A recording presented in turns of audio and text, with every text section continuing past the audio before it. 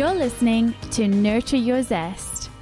I'm your host, Ashleigh King, and I will introduce you to a wealth of interesting, fascinating individuals from all walks of life who will share their stories, how they've overcome challenges, and you will find out their top tips for success. Through this podcast, you can gain tips to grow and change your life and the way you see the world, and help you to nurture your zest.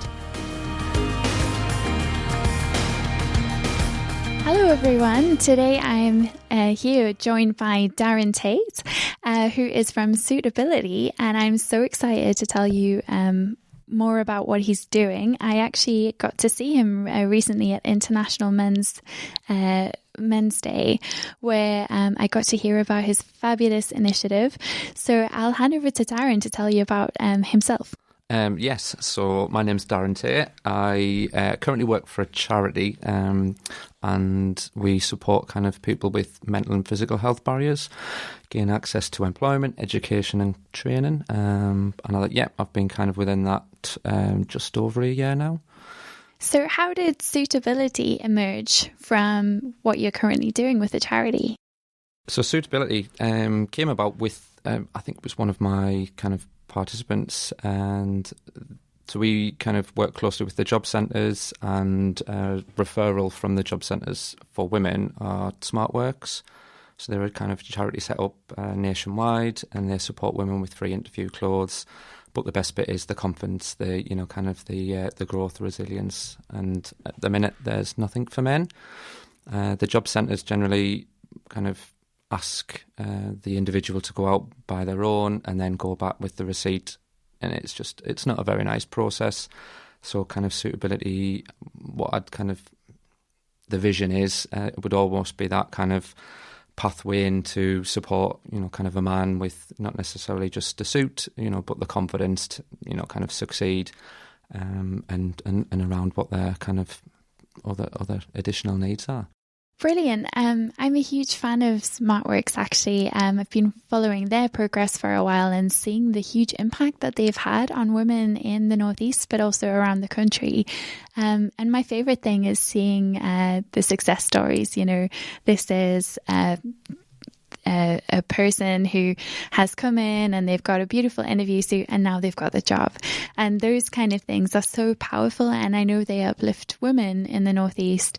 And so to hear that there is a similar initiative but which has a focus for males, I think is really important. It definitely fits an important gap, and it's nice to see that service is happening and that you're starting that.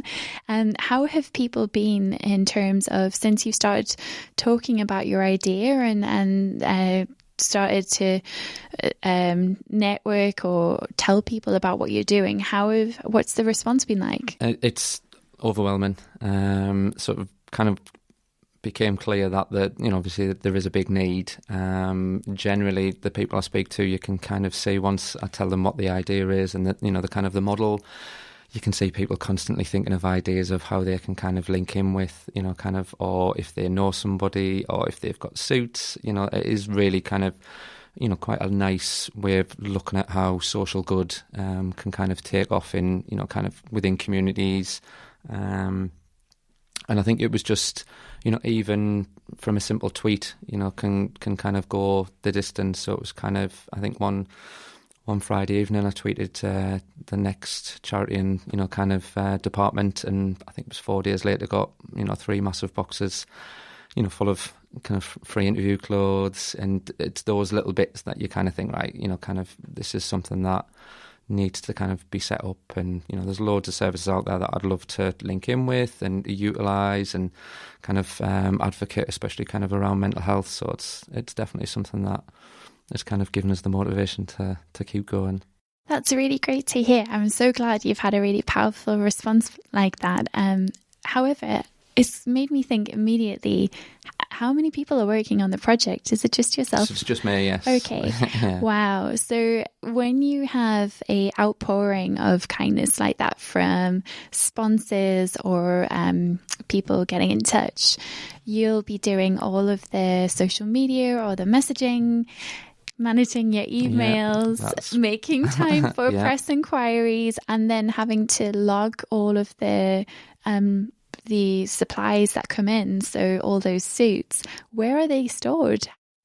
So currently at my parents' in my parents' garage, which is, I mean, as a story, it's brilliant because so I've got a younger brother who tends to come round to my parents, and I often find kind of the garage light on, and he's trying a few suits on and trying the shoes. But kind of, I think at first they didn't really kind of get the idea, kind of, why are you doing this with a full-time, job and 2 children? And it's kind of because there's a need for it. And then once, kind of suits were coming in, I've got my mum going to, well, as, kind of, she tends to shop, and, now she's asking for, hangers and reels, and, so she's coming in asking for, if she can kind of claim some money back for her time that she's doing for Suitability. So it's quite a nice kind of little story. But that's the bit where I think, especially with it just being me, is the motivation, because I think you get a lot of no's, and you do kind of get that, not necessarily priority on people's lists, but I think it's just a case of just keep going. And my advisor that I was kind of through a social enterprise was just kind of take those little wins, celebrate the little ones. You've got a logo, celebrate that, celebrate, getting a new connection on, and it's just, kind of the little things that kind of keep you going and push you forward. Absolutely. And you never know who you'll meet and who they network to that can help. So we have quite a lot of listeners now. It's growing all the time. But if anybody has any premises or has links to any premises or funding, please, at the end of this, we'll tell you how to get in touch with Darren. But I think definitely a place that you can store all the suits is really important. I mean, again, so I want to look at kind of what the SmartWorks kind of, I suppose, ethos is having, kind of a base, but, kind of generally looking at more of a consultation. So somebody coming in, not necessarily needing a suit, it might just be a pair of shoes, but they obviously kind of leave feeling, they're confident, they've got the motivation, and obviously kind of looking at other, kind of any other additional barriers that they might kind of have going on, whether it be, self-care, whether it be kind of, mental health, or, because it's just something that men, especially kind of the International Men's Day, which was men need to talk. But I think if men don't have an incentive and know where to do it, then, where are we going to kind of to do that? So I want to kind of use the, the incentive of a suit, but, kind of as that, the premise of doing that. It's so true, and it's not just suits; it's ties and it can be anything. Yes, so like, I'm looking at so and this is the beauty of social good. So I've got a barber who kind of they used to do free haircuts for the homeless. They're looking at wanting to do more social good. So it's basically, a haircut can make so much difference to somebody's confidence. Similarly, it's looking at trying to link into kind of services which promote kind of, testicular cancer, kind of all those bits of, even self-care of, shampoos, shaving creams and a razor, just the simple things that some people might not be able to access, but that would make the biggest difference.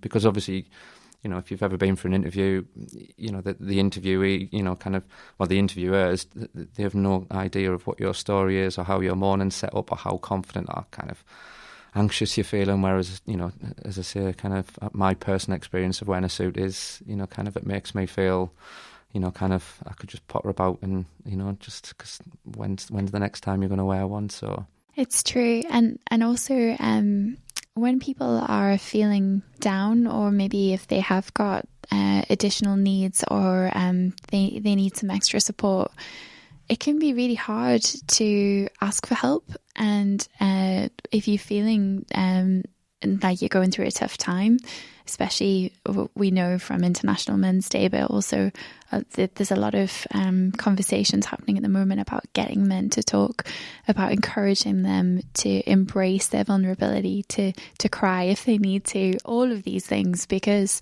there's always been this pressure to be tough. And actually seeing the stats, seeing the male suicide rates, this is terrifying. Highest, So actually seeing how when you're down, how that impacts you, how it impacts your self-care, things like shaving your hair. That is not priority when, you're kind of not in a brushing your teeth, anything. And actually, it's hard as well, I try not to talk about politics on this show, but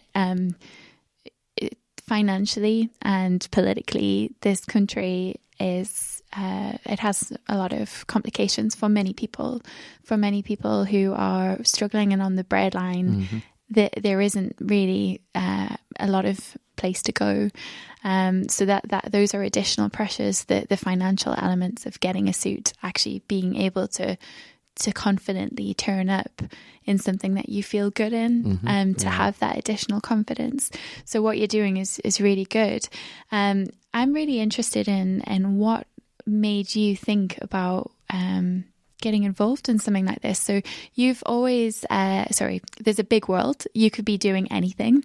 You could be making big bucks somewhere. You're working for a charity, which is great. And then in addition to that, you're using your spare time to do a lot of social good. So what is it for you that drives you to open up opportunities for other people, or to support those who are disadvantaged? So my background, I was support worker for 13 years. So I worked within brain injuries.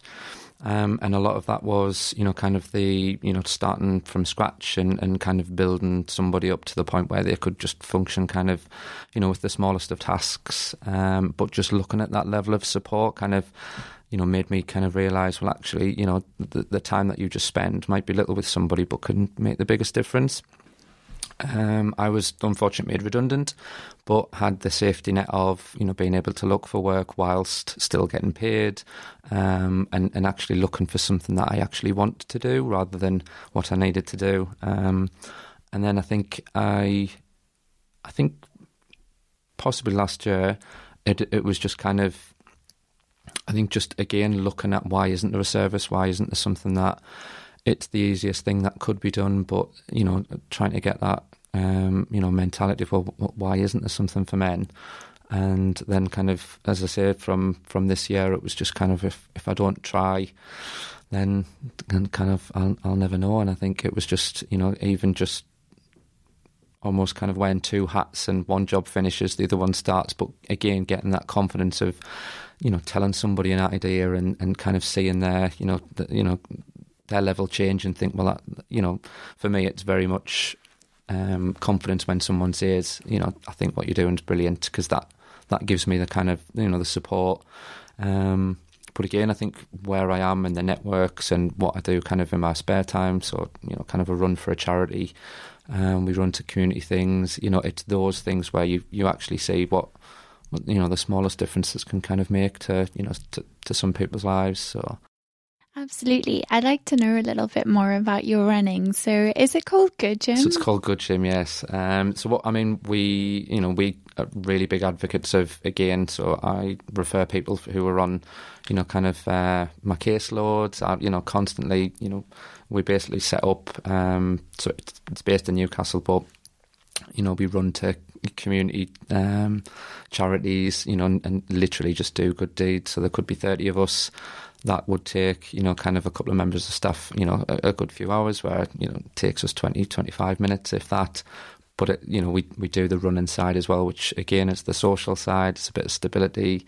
You get the confidence. You get kind of all the, the skills of, moving forward, but in a nice kind of an exercise, I suppose. It's so important as well, because running or any exercise really helps to shift trauma or any difficult stuff. So if people are going through hard times and you're referring some of your clients or service users to this charity, that's great, because by actually doing that movement, they're doing something to help other people. So it helps you to shift outside of seeing only yourself, but seeing what other people need, and actually helping and giving back is one of the best ways to feel good about yourself. That's the aim, that's the incentive of, and obviously the beauty, each week it's something completely different. So you kind of, you can go back to that charity in a couple of, a few months, and you can see the difference it's made. So it's that level of I suppose, relatability of, you can kind of see what's happening or what kind of support. But again, obviously friendships and, kind of the social side is massive, kind of for some people that are either socially isolated or again, just, a little lack of confidence, but they want to get out there, they want to just run, it's all abilities.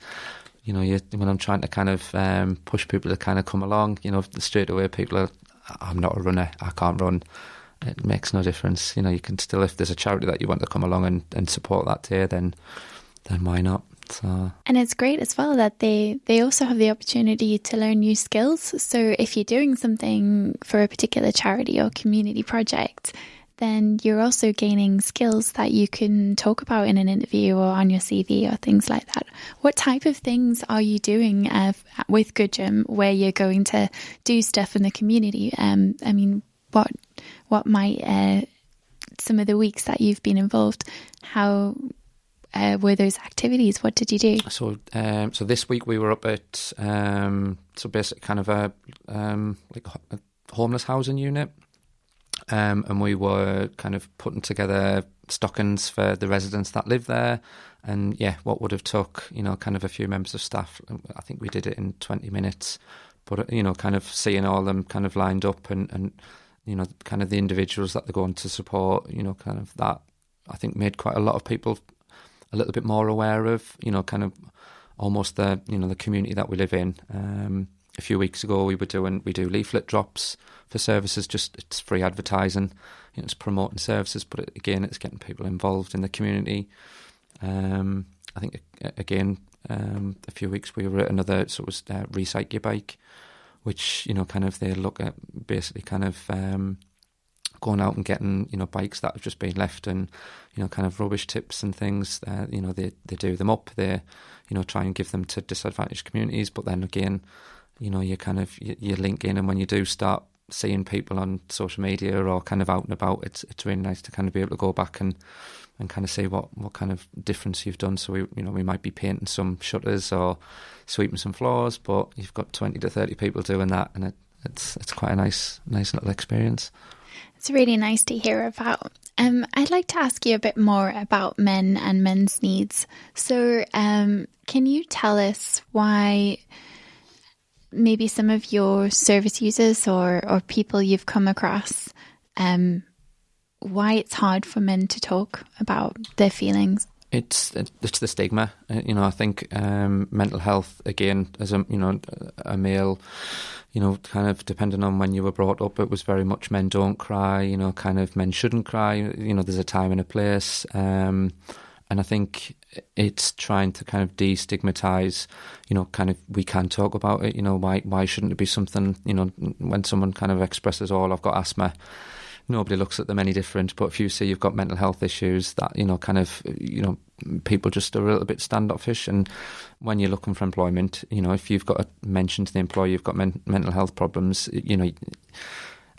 we all like to think that, kind of providers and employers are very understanding, but it's, we try to especially work with employers or providers that can support, people in, kind of work, because, the last thing we want is, putting people into places where they're going to be detrimental and going back to, kind of the job centres or the GPs. And, it's going to be worse in the long run. So we look at now linking in with the job centres to basically kind of give a little bit more advice to work coaches about, kind of how they can deal with people who, if someone's got a sick note in, yes, they're not ready for work, but they could be doing something that can get them closer, if not to the job market. So, why aren't they big advocates of, kind of upskilling or, functional skills, distance learning, things that can support people, or even just, getting them to, so they're not socially isolated, because they just get into kind of a bit of a routine of just going to the GPs, getting a sick note, and just kind of then almost creating a bubble of that's their life. Whereas, kind of what we like to try and do is, because we're very person-centred, is again find out what their barriers are, kind of again destigmatise, stereotyping's a very big thing as well. So kind of people just assume that we won't understand, or we don't, and it's not the case. You know, a lot of it is signposting the services, getting them the right support, but then looking at, you know, where they'd like to be. Because fundamentally, if we can get them into a job that they want to do, and it's, you know, they've got that, you know, structure and stability of wanting to go to work, then, you know, that's always kind of, you know, the incentive is, you know, you're doing something that you want to do. It's a really interesting point, because I think what you've said there about the sick notes being refreshed and things like this, in the past there's been a tendency for people or employers, I think, to only accept that someone needs support when they have a sick note. And it actually is very hard for someone with mental health difficulties to take the time off work, because there's the guilt and the shame and the stigma around that. And often it's never discussed, so the manager won't tell the rest of the team. And you can understand that for confidentiality reasons and things like this. But it means that when you do go back to work, sometimes it might be, oh, well, you've had a long holiday, or whatever it might be. And actually the problem is never dealt with. And I know I'm really interested in HR because I'm an MBA student, and I really enjoy leadership and management, and I'm interested in the challenges of the future of work and how work will be different going forward. But even now, some of the barriers that people face are things like caring for loved ones, and it's really nice to see that there is a new generation of men, or at least men are talking more about picking up their kids from school, or needing to take them to the doctor, or whatever it might be. That there is shared workload. Actually, one of our previous guests, Ryan, spoke of how he is a single dad, and how he has to take time off work sometimes to look after his kids, or go to their sports day, or whatever it might be. And some of these things can cause huge pressure to ask for time off from employers, because for a lot of men, they in the past have always been, they would stay at work and the wives would pick that up. But the world is changing. I'm really glad it is. But I think it's really important to recognise that men also do caring roles. And there are other things. I mean, all sorts of reasons why sometimes a small adjustment, rather than giving someone a sick note, can be more powerful. Could someone work from home one day a week, or is it taking them a really long time to commute to work? Is this the right role for them? Would they be better in a transfer to a different company that's closer to home? Or there's so many things that I think can happen outside just assigning someone a sick note and filling in an HR form and having a return to work meeting that many people fear and dread. Yeah. So no, and so a lot of people that we get kind of through our program have done that, have not got the right support, or it's just got to the point where work, it's too much because of their chaotic lives, and what we try to do is obviously kind of when someone comes on is look at I'll get a little bit of a brief synopsis of kind of where they are and where they'd like to be, but use that little bit of a kind of structured, facilitated kind of pathway of getting them so that it's not going to happen again. If it's childcare, or if it's getting the right employer, or kind of even just the confidence to actually go to kind of even the work coach, and say, I'm kind of this is where I am. I'm really struggling, because the last thing they want to do is get sanctioned, but you kind of, there has to be that balance of there's got to be a need to do it, but unless the kind of it's promoted, it's kind of advocated, then I mean, especially my line of work, we are very much even if it's career progression, but we are kind of, the support is there of if you need to speak, then there's always that time at the end of the day. We're very much the self-care of looking at doing things that again kind of take that workload, so to speak, because the last thing you want to be then doing is then taking work home, especially kind of if people have got children, or again chaotic lives themselves, but then it additionally it keeps us in work. So having, I think, that support that's there. It's interesting as well to consider that maybe sometimes employers don't consider the problem at its root, and so much time is spent on procedures, which are important, of course, but actually finding what the unique person needs, or are there quicker ways of doing things? I used to work really long hours in many former roles, and when I really sat down and looked at my time, I was doing a lot of multitasking and switch tasking, and there were so many ways I could have adapted my schedule to work better. But I think one of the problems for many people is they're in meetings all the time, or actually many people don't have much control over their work day. And so it's quite difficult because you've then got to take work home, and that can exacerbate mental health problems as well.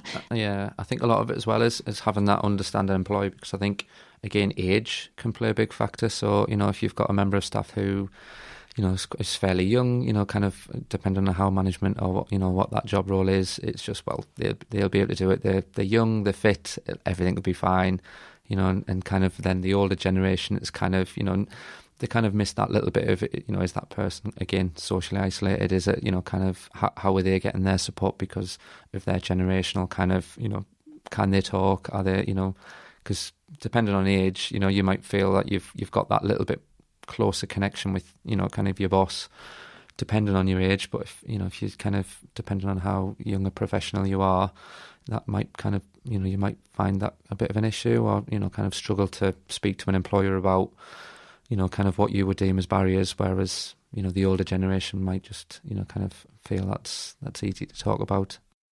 Sure. I'd like to ask, so you said you're a dad, and have you got any boys yourself? So I've got, two. So Two. A 2-year-old and a 5-year-old. Great. And what type of behaviour are you trying to model for them? I think, kind of the crying, the kind of the feelings. It's very much kind of, background that I'm from. And if, yes, they're only small, but I think it's just kind of that level. If they need to speak, kind of, then they know where, and I think ultimately it's gone from my background, obviously when I was younger, of mum and dad are both there to talk to, not just mum or not just dad, because, through life, changes or whatnot, then, it's nice to have that kind of co-parent and being able to speak to both about, the same thing. Absolutely. So can I ask, if you could wave a magic wand, or if you could be creator of the world for the day, what would you change? How would you imagine a different world? I think almost just the kind of the stigma of kind of, again, mental health. We all suffer from it. It's how kind of people kind of strategize, or, kind of their methods of getting them through the day. If you put me on a bus at 3:00 in the afternoon with school kids, that's just the worst. But you have to do it. If I don't get on the bus, or I'm not getting to my meeting, and it's trying to kind of almost have those people that are, socially isolated because of anxiety or because of depression, that, they can just either pick up the phone or, kind of use, something that they like to do or want to do to, to start that kind of, pathway forwards. Great. And have you got any tips or tricks that people could use who are maybe listening, maybe struggling with mental health themselves, that would help people who maybe are struggling with their self-care, or to help them nurture their zest? So tips wise, I would definitely am a big advocate of kind of exercise, the running. Find something that kind of motivates you. I was very much, I'd look out the window, and if it was cold and dark, that's not me running. But now it's kind of, it's almost that level of, find a charity to do something with, get supported. Mine is very much, I put my logo on my T-shirt now, and it's, the more I run, the more people see the brand, so to speak. Read more, try and kind of be a little bit more how the world's work, and kind of, and you'll find that, there's more people out there than, you actually think that you're not the only one that's suffering. And again, self-care, obviously kind of the showers, that, really taking care of yourself, eating well, even if it's just prepping meals, it definitely kind of it supports that. Thank you. That's great. I'd love to know, how can people get in touch with you or support Suitability, or have you got anything interesting or exciting coming up in the new year that you'd like to share? So New Year is going to be very kind of exciting. I will be doing a lot through Sunderland kind of events, so the running, but that's more on that kind of later. But so I'll be doing quite a lot of running events. I'm doing a winter wipeout on the 5th of January up the Northumberland Hills, dressed in a suit, just because why not? But yeah, so the donations and things, and at the moment I'm using kind of the library, Central Library in Newcastle, as drop-off points. I'm also using Barclays at Tuss Park, kind of in Newcastle. What I'm looking for is kind of anything from interview clothes, interview attire. So that could be, shirts, ties. But I'm also looking for, again, like kind of men's self-care. So kind of aftershaves, just little kind of testers if possible, kind of things that I can put in a little bit of a goodie bag for men to take away that can support kind of those, shampoo, shower gels, soaps, just the simplest of things. And also kind of, again, at the moment, I'm looking for funding to get a premises, for men to kind of almost have a consultation of what else is it they're looking for, men's health, anything that supports somebody kind of not necessarily back into work, but to keep them in work as well. Excellent. Thank you for sharing that. So, can we just confirm, how can people contact you online? So I'm on Twitter, so it's I think it's Suitability. And I'm also on LinkedIn as Darren Tate. And I think a static website, but that's kind of just more an expression of interest. Sure. Okay. Well, I love what you're doing. I'm so excited about the future for Suitability. I know that the power of sharing stories brings people together, and we never know who's listening and how they might support. So if you have any cufflinks or ties or suits or shoes or anything in your house that you don't need, please get it to Newcastle Library. And also, I just wanted to ask you my favourite question, which is, what is your number one word to nurture your zest? Inspirational, I think. I think a lot of even the people I'm networking with, listening to their stories, that's definitely kind of inspiring to, they've just saw a need and just thought, why not kind of just go and do it. So thank you. That's brilliant. Thanks for sharing. You've been listening to Nurture Your Zest. You can find us online on Facebook, Twitter, Instagram and LinkedIn at Nurture Your Zest. If you've liked today, please subscribe. You can also leave us a review if you're feeling extra kind. Today's podcast has been made available through the kind sponsorship of TL Multimedia and That Branding Company. We look forward to catching up with you again soon as you learn to nurture your zest.